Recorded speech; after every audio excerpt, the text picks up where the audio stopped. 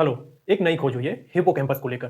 पहले हम मानते थे कि हिपोकैम्पस में जो न्यूरॉन्स है, हिपोकैम्पस में भी उसके मेमोरी सेंटर जो कि सीए1 कहलाता है, उस सीए1 में जो न्यूरॉन्स हैं, वो एक-दूसरे से मिक्स्ड हैं, वो अलग-अलग नहीं है। लेकिन अभी एक नई खोज हुई है जिसमें ये बताया जा रहा है कि हिपोकैम्पस के सीए1 जिसको मेमोरी सेंटर बोला जाता है, मेन मेमोरी सेंटर बोला जाता है, उसमें जो न्यूरॉन्स हैं, वो अलग-अलग लेयर्स में है। लेयर्स में 4 लेयर की खोज की गई है और बहुत बड़ी खोज है, नई खोज है। तो इसी पे खोज हुई है, कैसे हुई है, क्या हुई है, इसको देखेंगे। देखिए, साइंस डेली में क्या है कि scientist find hidden layer in brain's memory center. Memory center CA one है। सीए1 के बारे में डिटेल में बात करेंगे, कुछ नई चीजें भी आपको पता चलेंगी। कहाँ हुई है? Cake school of medicine of university southern California. USC का मतलब यही है। अब ये कहाँ पे है? ये यूएस यूनाइटेड स्टेट में है। यूनाइटेड स्टेट में कहाँ है? यूनाइटेड स्टेट में कैलिफोर्निया एक स्टेट है, वहां पर है। आपको एग्जैक्ट लोकेशन दिखाता हूँ।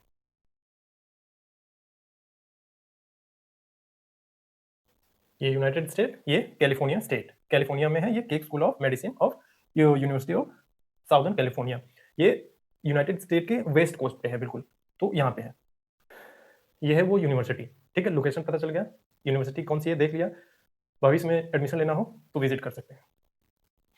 देखिए, मेन खोज क्या हुई है? मेन खोज ये है कि साइंटिस्ट ने ये देखा है कि ब्रेन में जो हिपोकैम्पस होता है उसमें हमने 4 लेयर पाया है, और 4 लेयर भी कहाँ? सीए1, जिसे मेन मेमोरी सेंटर बोला जाता है। ठीक है, पहले क्या था? पहले ये माना जाता था कि हिपोकैम्पस जो है, हिपोकैम्पस में जो न्यूरॉन्स होते हैं एक दूसरे में मिक्स होते हैं। ठीक है, अलग अलग नहीं होते। लेकिन अब क्या बोला जा रहा है कि नहीं, हिपोकैम्पस में 4 लेयर पाए जाते हैं, वो भी उसके मेन मेमोरी सेंटर में, सीए1 में 4 लेयर है, और सभी जो है डिफरेंट डिफरेंट न्यूरॉन से बने हैं। हर लेयर एक अलग अलग न्यूरॉन से बना हुआ है। इसका मतलब ये है कि जो लेयर्स है उनका, हर लेयर्स का अपना अलग अलग काम है। पहले पहले हम ये नहीं मानते थे, लेकिन पहले ये था कि ये जो लेयर्स तो नहीं है, मिक्स है, सब एक इसी तरीके से काम करती है। मतलब हिपोकैम्पस को हमने देखा और बोल दिया कि हाँ, हिपोकैम्पस ये चीजें संभाल रहा है। लेकिन अब क्या है, नई स्टडी जब हुई, रिसर्च हुई, तो पता चला कि इसमें 4 लेयर है और सबका अलग अलग स्पेसिफिक काम है। इसका मतलब ये है कि एक, मान लीजिए, एक स्कूल है, एक बड़ा स्कूल है। अब स्कूल में बहुत सारे क्लास है, तो जो वो स्कूल है वो एक हिपोकैम्पस है, और जो अंदर बहुत सारे क्लास है वो ये लेयर्स हैं, अलग अलग बने हुए। सबका सब, किसी में साइंस चल रहा होगा, किसी में मैथ के क्लास चल रहे होंगे। ठीक वैसे ही। तो एग्जाम्पल के लिए आप एक और एग्जाम्पल लेके समझ सकते हैं कि पहले हिपोकैम्पस को एक केक माना जाता था, कि मान लेते थे कि हाँ, ये हिपोकैम्पस है केक की तरह। केक मतलब क्या? कि हिपोकैम्पस है, ये मान लेते थे कि केवल हिपोकैम्पस है। लेकिन अब क्या माना जाता है कि नहीं, हिपोकैम्पस में लेयर्स है। जैसे केक में बहुत सारे लेयर्स होते हैं ना, 1 2 3, ये लेयर्स होते हैं, और हर लेयर्स में अलग अलग होता है। चॉकलेट होता है, वनीला होता है, स्ट्रॉबेरी होता है, बटर स्कॉच होता है, इस तरीके के फ्लेवर होते हैं। उसी तरीके से हिपोकैम्पस में जो सीए1 मेन मेमोरी सेंटर है, उसमें भी बहुत सारे लेयर है। ये अब पता चला है। पहले हम हिपोकैम्पस को मान लेते थे, हाँ चलो एक केक है, लेकिन अब पता चल गया है कि नहीं, केक में बहुत सारे लेयर है। तो पहले की नॉलेज क्या थी और अब की नॉलेज क्या है, उसको देख लेते हैं। देखिए, पहले क्या मानते थे, क्या पता था हमें? हमें ये पता था कि हिपोकैम्पस एग्जिस्ट करता है, ये हमें पता था। सीए1 रीजन एग्जिस्ट करता है, ये पता था। इस पे भी हम आएंगे, ये सीए1 रीजन बताएंगे क्या है। सीए1 रीजन एग्जिस्ट करता है, हमें ये पता था। सीए1 में न्यूरॉन्स है, हमें ये पता था। डिफरेंट न्यूरॉन्स हैं, ये भी पता था। ठीक है, अब जो नई खोज हुई है, क्या मिला है हमें? नई खोज में क्या मिला है? देखिए, 4 डिस्टिंक्ट लेयर है, ये हमें पहले नहीं पता था, जो कि अब पता है। लेयर ऑर्गेनाइज है, ये नहीं पता था, लेकिन अब पता है। हर लेयर अलग अलग मॉलिक्यूलर सिग्नेचर है, हर लेयर का अपना मॉलिक्यूलर सिग्नेचर है, ये नहीं पता था, लेकिन अब हमें जानकारी में है ये। तो लेयर की एग्जैक्ट पोजिशनिंग क्या है, ये नहीं पता था, अब हमें पता है इसके बारे में।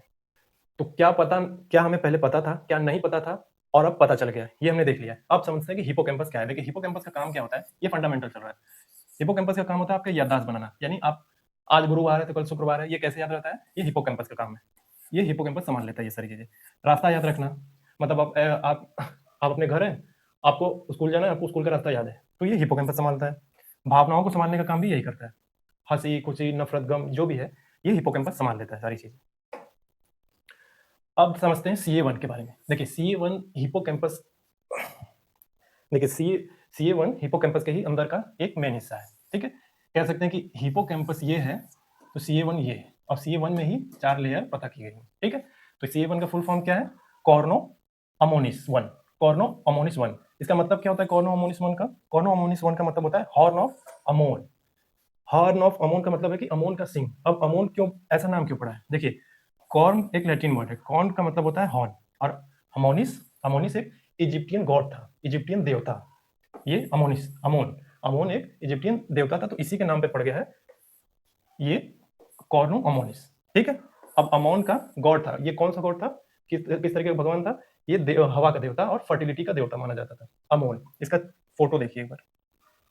ये है, ये अमोन है, ये इजिप्ट का देवता माना जाता है, जैसे हवा और फर्टिलिटी का देवता मानते हैं। इसी के नाम पे रखा गया है CA1। ये जो कॉर्नो अमोनिस आप नाम देख रहे हैं, CA1, CA2, CA3, CA4 आएगा ना, तो इसी के नाम पे रखा गया है। अब सवाल ये है कि क्यों इसी के नाम पे रखा गया है? आप देखेंगे कि हिप्पोकैम्पस का जो शेप स्ट्रक्चर है ना, बिल्कुल इसी ये जो शेप है इसका, इसे मुड़ा हुआ इस तरीके का, एक तो इसी को ध्यान में रख के हिप्पोकैम्पस नाम रखा गया है। CA1, CA2, CA3, CA4 इस तरीके का नाम इस गॉड के नाम पे रखा गया। अब देखिए हिप्पोकैम्पस का, ये है हिप्पोकैम्पस। देखिए ये ब्रेन का हिप्पोकैम्पस का एरिया है, ये ऐसा।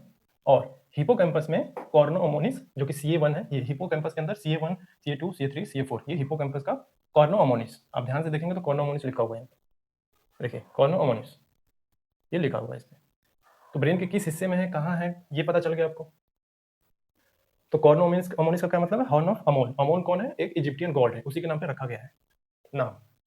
किस कौन सा देवता है? फर्टिलिटी और हवा का देवता। जैसे हमारे यहाँ भारतीय कल्चर में बोले थे ना वायुदेव, ये वहां का वायुदेव है।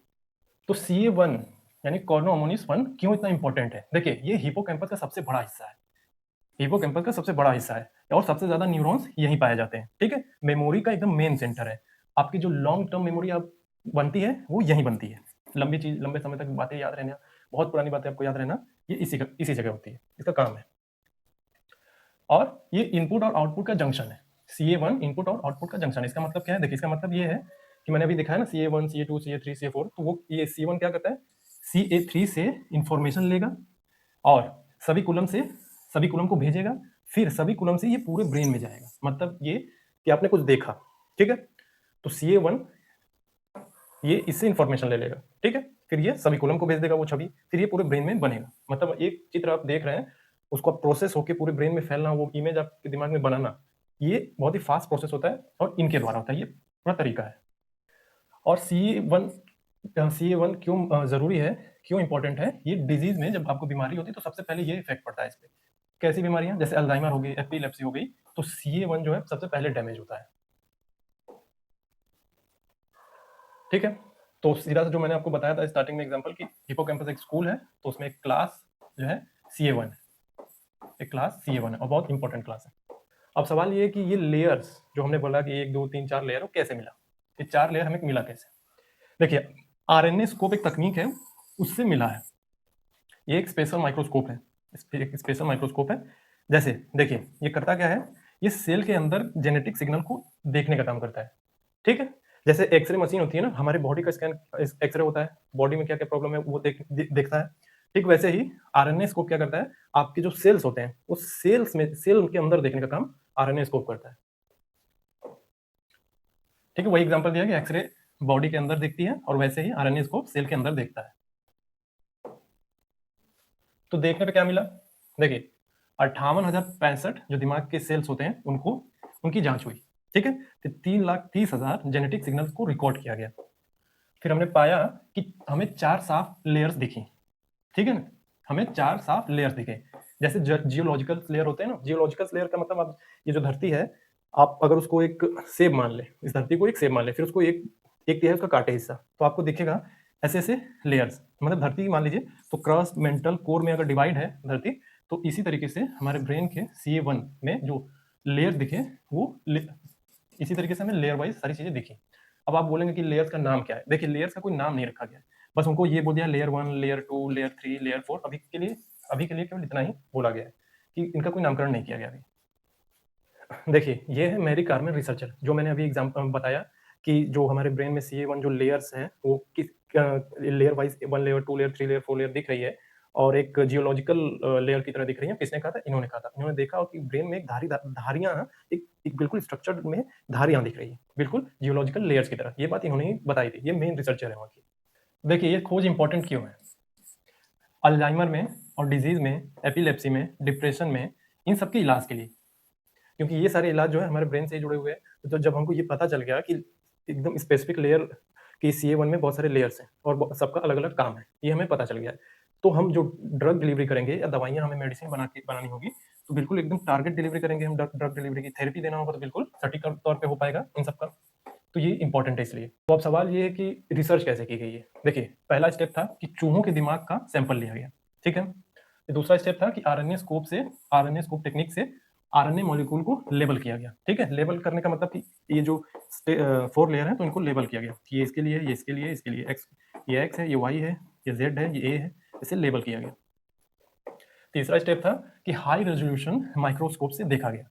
अभी तक के जो माइक्रोस्कोप यूज हो रहे थे उसमें हमें ठीक से दिखाई नहीं देते थे, ठीक से मतलब तकनीक जो है विकसित नहीं थी। लेकिन अब जो आरएनए स्कोप का इस्तेमाल किया गया उसमें हाई रेजोल्यूशन का इस्तेमाल किया गया, जिससे माइक्रोस्कोप से हम देख पाए ढंग से।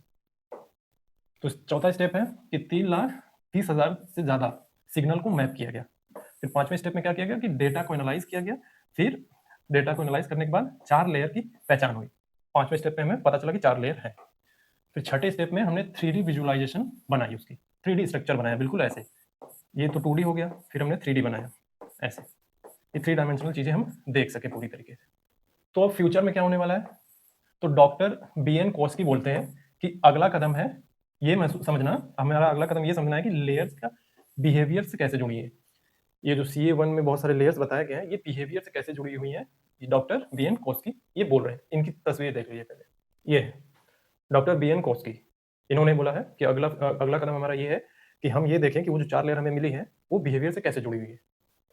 अब बिहेवियर से जुड़े होने का क्या मतलब है, देखिए इसका मतलब ये है कि मेमोरी किस लेयर में बनती है, कैसे बनती है, और नेविगेशन कौन सी लेयर में होता है, और इमोशन किस लेयर में प्रोसेस होता है। ये इनका फ्यूचर में काम, ये फ्यूचर में ये सारी चीजें करेंगे, ये पता करना है इनको। ठीक है, ये अभी हमें नहीं पता है। तो ये पता चल गया कि हमारे CA1 में 4 लेयर है। तो देखिए मैं जल्दी से सारी चीज़ों को समराइज़ कर देता हूँ। देखिए पहले क्या था कि हम ये मानते थे कि हिप्पोकैम्पस है, मतलब एक केक है, तो केक समझ लेते थे कि हिप्पोकैम्पस एक ही में कुछ ज़्यादा है नहीं, बस हिप्पोकैम्पस ही एक एग्ज़िस्ट करता है। लेकिन हमें जब बाद में ये इस खोज के बाद हमें ये पता चला कि नहीं, हिप्पोकैम्पस के CA1 में 4 लेयर पाई जाती हैं। पहले हम क्या मानते थे कि CA1 है, CA2 है, CA3 है, CA4 है, बस है। लेकिन हमको CA1 की लेयर्स के बारे में नहीं पता था। हम मानते थे कि न्यूरॉन्स जो है बिल्कुल मिक्स है आपस में, कोई लेयर नहीं है, स्ट्रक्चर लेयर नहीं है। तो अभी जो नई रिसर्च हुई उससे पता चल गया कि नहीं, हिप्पोकैम्पस के CA1 में 4 लेयर पाई जाती है, और वो भी बिल्कुल ऑर्गेनाइज तरीके से। हर लेयर का अपना अलग-अलग काम है। लेकिन क्या काम है, किस तरीके से वो काम करेंगे, ये फ्यूचर में बताया जाएगा। डॉक्टर BN कोस्की ने ये बोला है। ठीक है? तो ये थी समरी। अब जो मैं हमेशा बोलता हूँ कि ये रिसर्च जो चल रही है ब्रेन सीरीज पे, ये केवल स्पेसिफिक नहीं है, क्लास स्पेसिफिक नहीं है कि एक वो ऐसा ही वर्क देखेगा, ये सबके लिए। ठीक है? और मेल, फीमेल, ट्रांसजेंडर सबके लिए। ठीक है? तो ये आज का रिसर्च था, और मेरी एक अपील है कि जो आप लोगों ने बहुत ज़्यादा एंटरटेनमेंट इंडस्ट्री को जो अपने सर पे चढ़ा रखा है ना, थोड़ा-सा उनको धरती पे लाइए। ऐसे लोगों को रोल मॉडल बनाइए, जो नए-नए खोजें कर रहे हैं। आपको जो अब बीमार पड़ते हैं, तो जो मेडिसिन आपके पास आती है, ये इनके पीछे बहुत मेहनत लगी होती है इनकी वजह से आती है। और हमारे भारत देश में बहुत सारे जो ऐसे एजुकेशनिस्ट हैं, जो डॉक्टर्स हैं, उनका सम्मान करते नहीं हैं लोग। उनके साथ बदतमीज़ी कर देना, इस तरह की हरकतें होती हैं बहुत, आप रील्स में, वीडियोज़ में आप देखते हैं। लेकिन आप देखेंगे कि बहुत ज़्यादा जो सेलिब्रिटी एंटरटेनमेंट इंडस्ट्री उनको सर पे चढ़ा के घूमते हैं, उनको भगवान मानते हैं। तो उनको भगवान से मनुष्य बनाइए, और जो असल में भगवान वाले काम कर रहे हैं उनको सर पे थोड़ा चढ़ाइए। ठीक है? तो ये थी आज की रिसर्च। Thank you.